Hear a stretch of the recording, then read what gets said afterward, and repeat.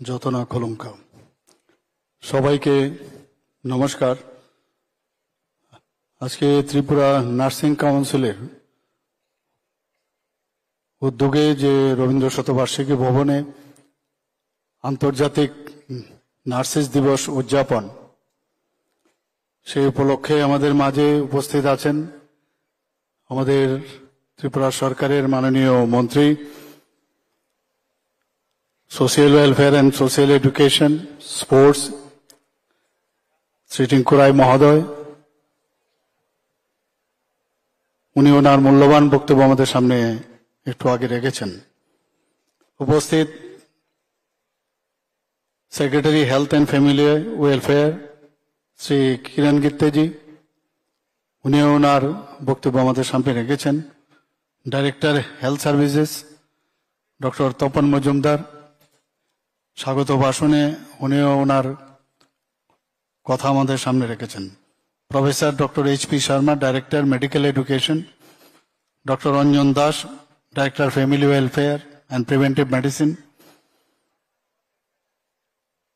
Rebecca Darlong, registrar Tripura nursing council.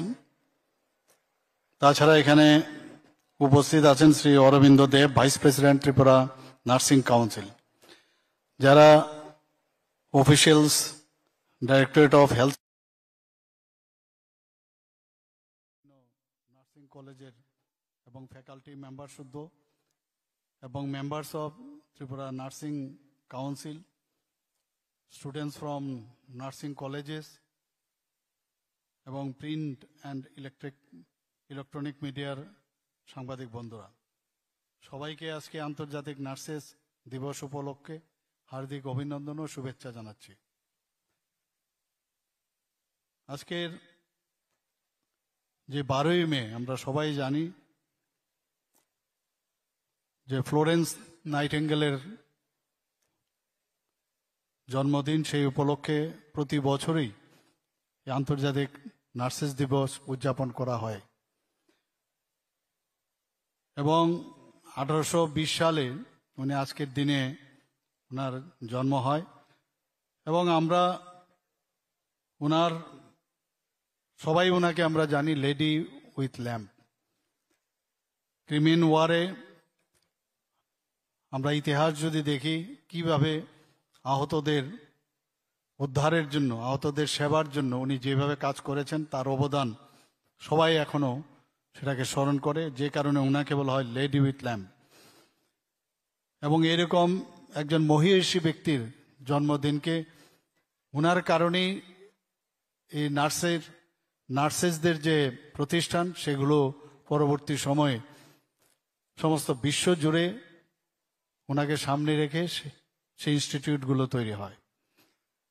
এবং আজকের এই যে ইন্টারন্যাশনাল নার্সেস ডে, সেটা প্রায় 205তম ইন্টারন্যাশনাল নার্সেস ডে।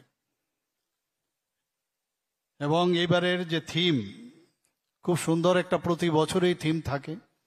এবারের যে থিমটা সেটা হচ্ছে our nurses, our future, caring for nurses, strengthens economics.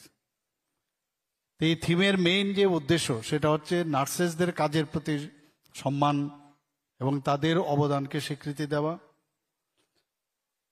এবং পাশাপাশি যারা নার্সিং অফিসার্স থেকে আরম্ভ করে নার্সের সাথে নার্সিংয়ের সাথে যারা যুক্ত আছেন তাদের স্বাস্থ্য ও সুরক্ষা এবং সুস্থতার দিকে আমরা মনোযোগ দেওয়া, সেই বিষয়টাও এই থিমের মধ্যে অন্তর্নিহিত আছে। এবং এই নার্সিং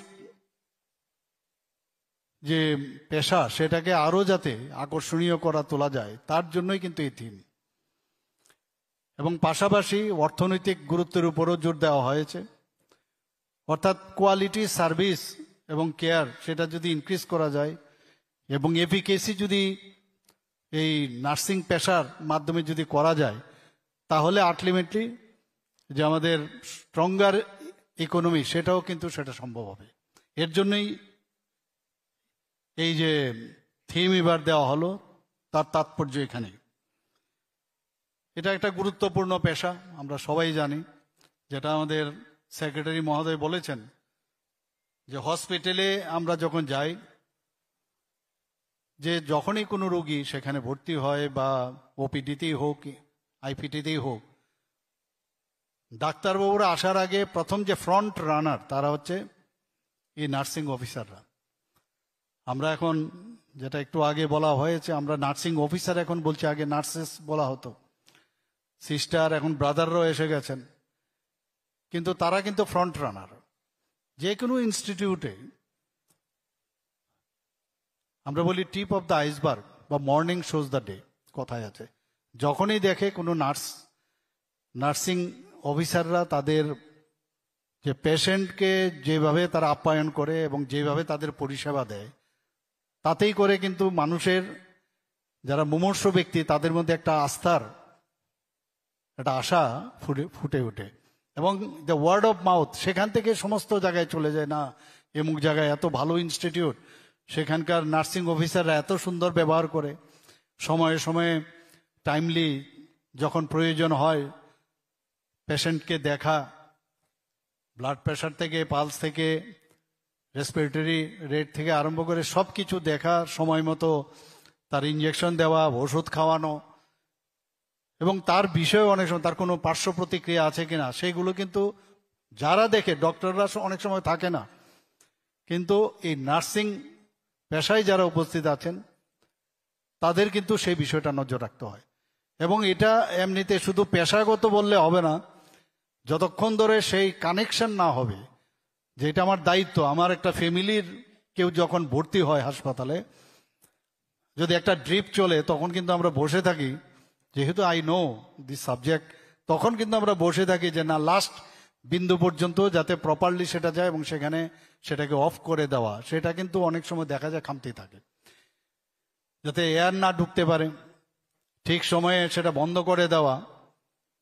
অনেক সময় পেশেন্টের অনুসারে অনেক নার্সিং স্টাফের তুলনায় অনেক সময় পেশেন্ট বেশি থাকে, কিন্তু এখন আমরা আস্তে আস্তে করে যে তার যে পেশেন্টের তুলনায় কত সিস্টার থাকবে বা ব্রাদার থাকবে, সেটাও কিন্তু আমরা এখন চিন্তা ভাবনা করছি কত ইনক্রিজ করা যায়। এবং বিশ্বাস, এই যে মুমূর্ষ ব্যক্তিদের তাদের বিশ্বাস এবং তাদের অধিকারেরও বিষয় আছে, এবং সেই অধিকার এবং যে আস্থা, সেটা কিন্তু আমাদের যারা নার্সিং অফিসাররা আছেন তাদের উপর ডিপেন্ড করবে।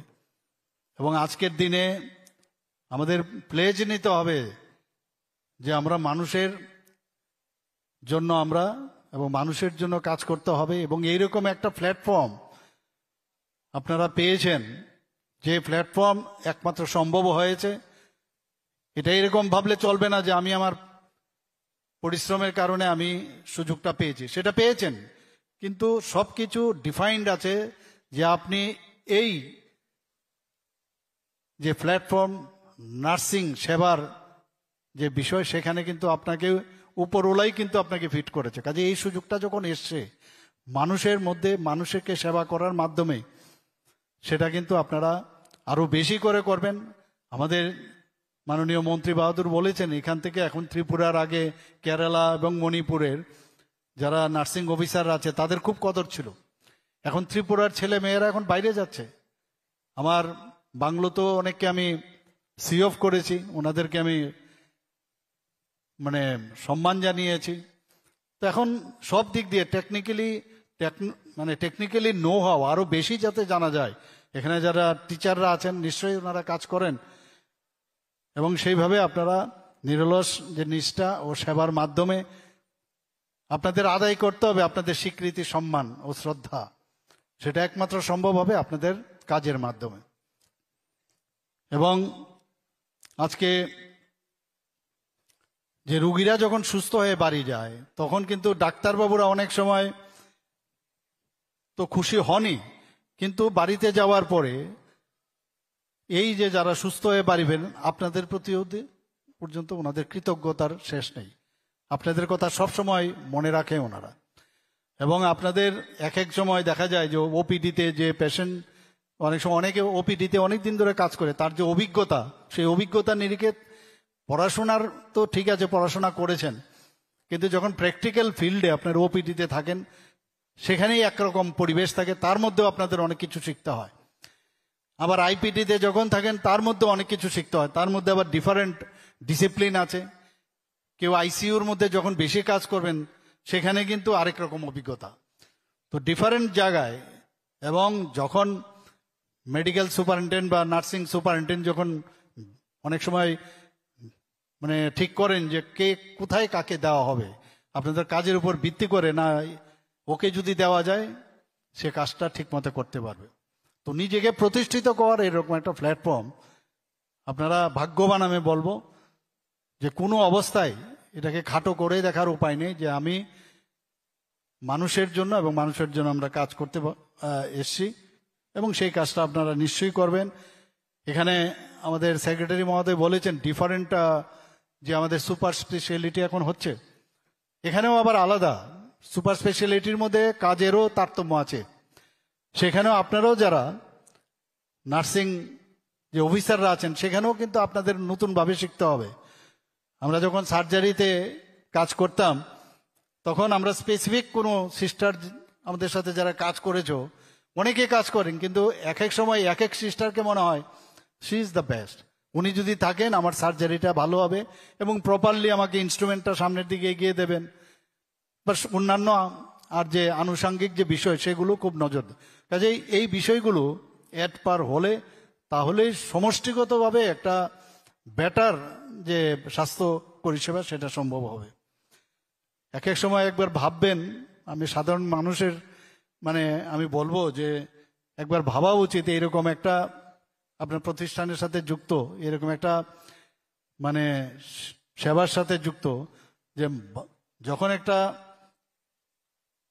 নতুন বাচ্চার জন্ম হয় তখন কিন্তু সিস্টারের হাতেই প্রথম তার স্থান হয়, এবং সেই জায়গার মধ্যে প্রথম মার কাছে যাওয়ার আগেও কিন্তু সিস্টারের কাছেই সেই বাচ্চাটা যায়। কাজে আপনারা ভাবুন যে আপনারা কোন জায়গায় আপনারা কাজ করেন। এবং আমি ভারতবর্ষের যদি আমরা ইতিহাস আমরা খুঁজি, সেখানে শান্তি, অহিংসা, প্রেম, ত্যাগ ও সেবার উৎসভূমি এই ভারতবর্ষ, এটা পুণ্যভূমি। এবং তার সাথে এই নার্সিং যে পেশা তার যে প্রাচীন যে উৎস আমি যেটা বললাম, সেটা কিন্তু বর্তমানে আমাদের যদি এই ভাবনা চিন্তা নিয়ে আমরা যদি এই সেবায় নিয়োজিত হই, তবে নিজেরও কিন্তু আত্মতৃপ্তি পাবেন আপনারা। এর থেকে বড় আত্মতৃপ্তি আর কিছু নয় যখন পেশেন্ট ভালো হয়ে যায়। আমি বারবার বলি যে আমাদের যে হসপিটালগুলোতে প্রচুর পেশেন্ট আসে, এখানে ওপিডি থেকে আরম্ভ করে আইবিডি থেকে আরম্ভ করে রোড ট্রাফিক অ্যাক্সিডেন্ট বা অন্যান্য ইমার্জেন্সির সময় পেশেন্ট যখন আসে, এত পেশেন্ট ভালো হয়ে যায়, তাদের নিয়ে কোনো সমস্যা নেই, কিন্তু পান থেকে চুন কষ্টলি বিপদ। একটা পেশেন্টের কিছু হলো তাহলেই হইচই, আর বিরোধীরা তো এর জন্য বসেই থাকে।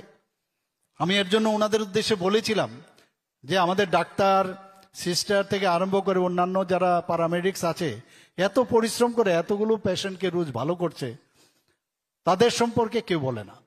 কিন্তু একটা হঠাৎ করে কিছু একটা হলেই তখন হই হই হই হই রব। ঠিক আছে, নেগলিজেন্সের বিষয় থাকে, আমরা তো সেইগুলো বিষয়গুলো আমরা দেখি, এবং সেইগুলো কোনো অবস্থায় আমরা সেটাকে মান্যতা দেই না,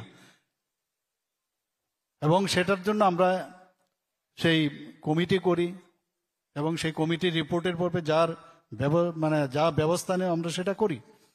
কাজে আগামী দিন আমাদের আরো বেশি সিস্টার এবং নার্স যারা অফিসাররা আছেন তাদের আরো বেশি করে যাতে আরো আমরা এখানে তাদের ব্যবস্থা এখানে করা যায়, তাদেরকে অ্যাবজর্ব করা যায়, তার চিন্তা ভাবনা আমরা করছি। এবং আপনারা সবাই জানেন যে এর মধ্যে নার্সিং ট্রেনিং ইনস্টিটিউট 2023-24 আমরা আগরতলা গভর্নমেন্ট নার্সিং কলেজে উন্নতি করেছি, এবং এখানে তাছাড়া 2023-24 অর্থ বছরে Tripura institute of paramedics science college and school of নার্সিংয়ে এখানে তো 50 বিশিষ্ট আছে আসন সংখ্যা। বিএসসি নার্সিং আগে একটা সিট আসতো আমাদের সময়, এবং চান্স পাওয়া এত সুযোগ ছিল না, মানে একজন কেউ পেয়েছে বিশ্বাস বিরাট ব্যাপার। আর আজকে আমাদের এখানে বিডিএসই হোক, নার্স বিএসসি নার্সিংয়ে হোক, এমবিবিএসই হোক, পিজিসিটি হোক, সব দিকে কিন্তু এখানে ব্যবস্থাপনা হয়েছে। কাজেই আমাদের যে চিন্তা ভাবনা আছে যে বাইরে যাতে যেতে না হয়, আর বাইরে যাওয়া তো একটা বিরাট সমস্যা। এখান থেকে কলকাতায় যাওয়া, ট্রেনে করে গুয়াহাটির থেকে আগে যাওয়া হতো, এবং সেখানে থাকা খাওয়ার অবস্থা। এখন ত্রিপুরাতে থেকেই সেই সুযোগটা আপনারা পাচ্ছেন। তো এই ইনস্টিটিউটে 40টা, আর আগের যে আমি ইনস্টিটিউট নার্সিং ট্রেনিং ইনস্টিটিউট বললাম, সেখানে আমরা নার্সিং কলেজ করার পরে 50 আসন বেড়েছে। এবং বিভিন্ন নার্সিং যে প্রতিষ্ঠান ত্রিপুরাতে আছে, সেখানে BSc, even MSc, post basic nursing, ANM, GNM course সহ প্রায় 275 আসন বাড়ানো হয়েছে। আমরা উদয়পুরে এএনএম ট্রেনিং ইনস্টিটিউটকে 40 আসন বিশিষ্ট জিএনএম ট্রেনিং ইনস্টিটিউটে উন্নতি করেছি। আগরতলা দুর্জনগর যে নার্সিং স্কুলটি আছে, সেটাকে এএনএম জিএনএম উন্নতি করার আরো বেশি যাতে সেখানে উন্নতি হয় তার পরিকল্পনা আমরা নিয়েছি। এখানে যে আমাদের নার্সিং ইনস্টিটিউটটা আছে, সেখানে বিভিন্ন যেসব প্রযুক্তিগত laboratory, foundation lab, advance nursing lab, paediatric lab, midwifery lab, community lab এবং সিমুলেটেড ইউনিট, শুদ্ধ নিউট্রিশন ল্যাব, অনেকগুলো অত্যাধুনিক যে ব্যবস্থাপনা। আমি বারবার সেক্রেটারি মহোদয়কে বলেছি, কোনো জায়গায় পার যেন বাইরের কোনো জায়গার থেকে আমাদের কম না হয়। আমরা এখানে সুপার স্পেশালিটিও শুরু করেছি, বিভিন্ন অলরেডি 9টা সুপার স্পেশালিটি শুরু হয়েছে। তো সেখানেও নার্সিংয়েরও যা যা অন্যান্য প্রদেশে যে ব্যবস্থাপনা আছে, সেখানেও যেন ট্রেনিংয়ের সুবিধা রাখা হয়, সেই ব্যবস্থা আমরা করছি। এর মধ্যে 27শে ডিসেম্বর 2024 এখানে আইটি ল্যাবের উদ্বোধন করা হয়। এবং আমরা জানি আইটি ল্যাব খুবই, বিএসসি নার্সিং যারা পড়েন তাদের জন্য খুবই ইম্পর্টেন্ট। এটা নার্সিং যে কাউন্সিল, সে গাইডলাইন্স অনুসারে সেটা করতে হয়, এবং 1:5 এই অনুপাতে সেখানে ব্যবস্থাপনা রাখতে হয়, এবং কম্পিউটার থাকা বাধ্যমূলক। এবং আমরা কিছুদিন আগে আমরা সেই কম্পিউটারের সেখানে ব্যবস্থা করেছি। আমরা 2024 সালে প্রায় 153 নার্সিং অফিসার অলরেডি নিয়োগ করা হয়েছে। আরও 100 জন নার্সিং যারা পাশ করেছেন, তাদেরকেও আমরা কন্ট্রাকচুয়াল ভিত্তিতে নিয়োগের অর্থ দপ্তর থেকে আমরা অলরেডি স্যাংশন পেয়েছি, সেটাও আমরা করব। এবং আরও শুধু তাই নয়, 332 জন নার্সিং অফিসার এর মধ্যে নিয়োগ করার আমরা প্রক্রিয়াধীন আমরা রেখেছি। যারা এখানে নার্সিং অফিসাররা আছেন, অপারেশন থিয়েটার, যেটা আমি একটু আগে বলার চেষ্টা করেছি, operation theatre, emergency life support, facility base integrated management of neonatal এবং চাইল্ডহুড ইলনেস, সব বিষয়ে ট্রেনিং দেওয়ারও আমরা ব্যবস্থা করেছি। সরকারি নার্সিং কলেজ ছাড়াও আরও 6টি প্রাইভেট নার্সিং ইনস্টিটিউট ত্রিপুরাতে চালু আছে। আরও অনেকে আসছে বাইরের থেকে, প্রচুর মানুষ এখন, বিশেষ করে ইনভেস্টাররা আসছেন এই হেলথ কেয়ার সার্ভিসে, তারা অনেক জায়গার থেকে এখন আসছেন। আমরা সেইগুলো আমরা দেখছি।